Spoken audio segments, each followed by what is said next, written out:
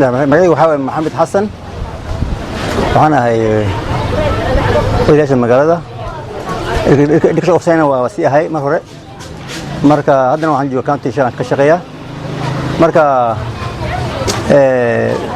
waxaan dadweynaha aan sheegayaa berri iskuulka la furi doona marka ilmaha uniform in loo gado inta iskuul aan la furin ka hore marka iskuulka la furin ilmaha toos iskuul loo geeyo sida ana Soomaaliya waxaan dhahnaa iskuulada wiigi hore waa la haqaya oo ilmaha la geeyay qaar ilmaha in ma harka la geeyo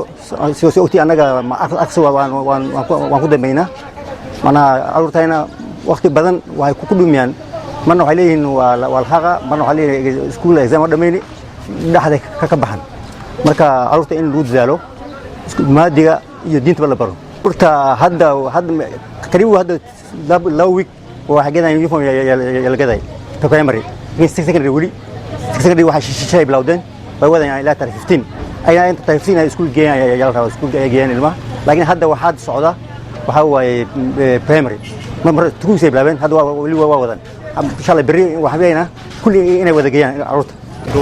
dowladda inshallah ayagana waxaan ku baaqaynaa inay macallimiinta ay keenaan gobolka macallin yarnahay haddana waxa dhibka jira waxa way macallin Soomaalida ilmaha Soomaalida ma rabaan inay macallin noqdaan maanaha waxay rabaan shaqo marka anaga dad kale oo ajnabi ah ayaa noo imaada haddana waa naga tagaan marka waxaan rabnaa arurtaayna kuwa iska dhameeyeen inay ka dhigaan profession macallin ay qaataan hata anifay macallin soo ahay shaqo xumaa dadka shaqo xumaa waa shaqo fiican marka waa shaqo macaan leh marka waxaa la macallimiinta ilmaha wasaaziga ilmaha lagu goriyo naftooda inay baraan inay macallin soo bartaan college macallimiinta ilmaha ay sii baraan magacaygu waa Yunus Axmed ganacsigaynana waxaa waaye dharka uniformka in diyaarinaa shaqadanada waa harqaanka wallahi diyaar garowga saan arki hayna in iskuul la furayo in kala waa lagu shakisan yahay wax diyaar garow jira ma laha magaalada waxaa waaye wax shaqo oo ka socdo ma laha magacaygu waa Cumar Aadan saaki waxaan intu imaaday inaan uniform arurtayd u gado iskuulaha la furihaaya berri isniinta iskuulaha la aada marka horta waalidiinta inay arurta diyaariyaan berrina arurta iskuul aadaan holiday dheera lagu soo jiray cidda la jooga kuwii oo ilaahay u sahle oo tabliiq aadeen waa khayr meel fiican ay aadeen kuwii cid iska joogeen waqti iska dhumiyeen waqtigood inbir ku dhumiyeen 2 bilood had iskuul waa la furay waqti kale ayaa la dhuminin berri iskuul arurta aadaan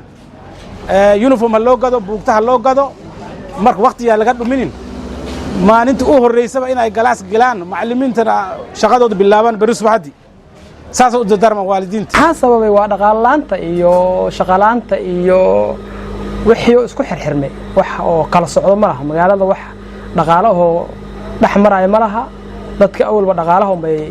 jeebkooda bay isticmaalayeen hadee maxaa uniform maxaa lagu gadaa wax uniform lagu gadaa ma leh dadkii hore waxa waaye waa la dareemay in iskuul la furaayo wax dareenna ka jiray inkastoo ay soo socotay bixshar xumada iyo dhaqaale yarada ay horiba ay u soo socotay hadda laakiin had wax la dareemay ma laha inay iskuulka la xirhayo loo maleynayo ama iskuul la furaayo loo maleynayo